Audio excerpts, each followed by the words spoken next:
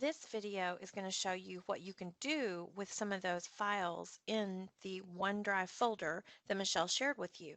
Now, I have just simply logged into my Office 365 account where I get my email, and I can click on OneDrive from this screen.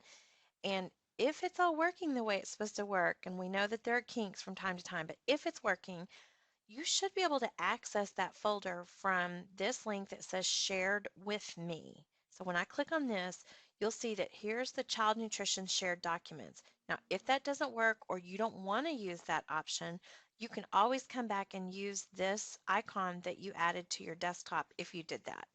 So I'm in the child nutrition shared documents folder, and let's say that I want to fill out this employee handbook acknowledgement page.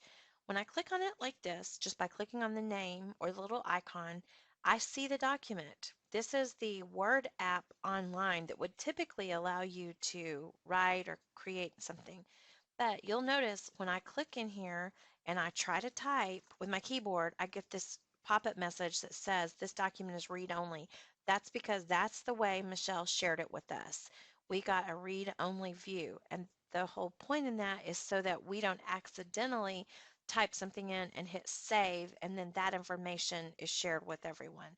So if I need to complete this acknowledgement page, then what I want to do is click this link that says open in Word, and it's going to ask me if this all says blah, blah, blah, blah, blah. Do you want to let me open a program? And I say yes. If you want to even put a check mark right here to remember your choice, then it's not going to ask you every time. So I click launch application, and you'll notice that it's opening Microsoft Word, and this is going to be a fully editable document where I can type in my name and whatever else I needed to do.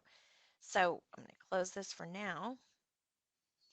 If I then needed to save it someplace, I would save that onto my computer some other place. I can't save it back up into this folder. Now, when I go back into this child nutrition page, into this child nutrition notebook, you'll notice that I can click around in these different files. I can look and see, oh, do I need some documentation forms? Open this.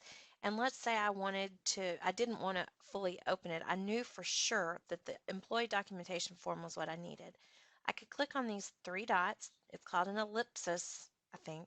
I click on these three dots and I get some options. I can preview it from here. So I can say, oh, that's not the one I wanted. I really wanted this employee emergency form. So I could come down here and I could preview and say, yep, that's what I needed.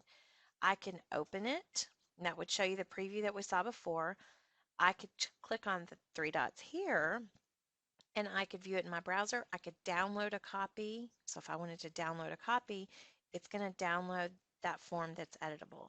So whatever's easiest for you, either click, click, and download, or I actually think just click on the name of the document and then click open in Word to make it editable.